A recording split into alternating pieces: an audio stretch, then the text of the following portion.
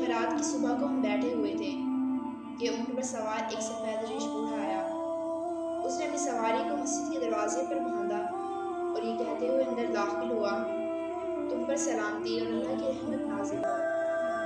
کیا تم میں اللہ کے رسول محمد صلی اللہ علیہ وآلہ وسلم موجود ہے؟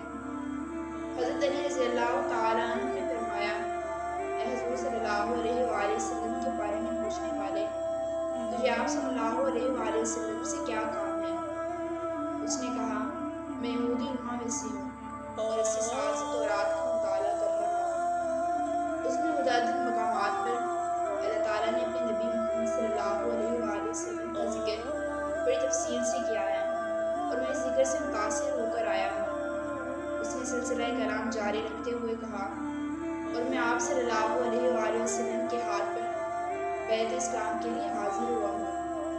حضرت علی رضی اللہ تعالیٰ عنہ نے اسے بتایا کہ آپ صلی اللہ علیہ وآلہ وسلم کا تو وصال ہو چکا ہے۔ اس پر اس عالم نے افسوس کا اظہار شروع کر دیا اور کہا، کیا تم میں ان کی اولاد ہیں؟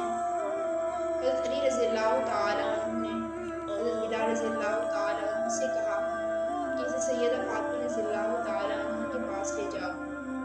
وہاں جا کر اس نے اپنا تعارف کروایا اور اس خواہش کا اظہار کیا کہ میں آپ صلی اللہ علیہ وآلہ وسلم کے قبروں میں سے کسی قبر کی زیارت کرنا چاہتا ہوں۔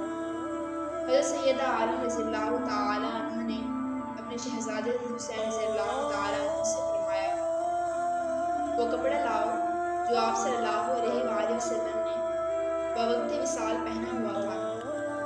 جب وہ کپڑا لایا گیا تو سالوں نے اسے اپنے چہرے پر ڈال لیا۔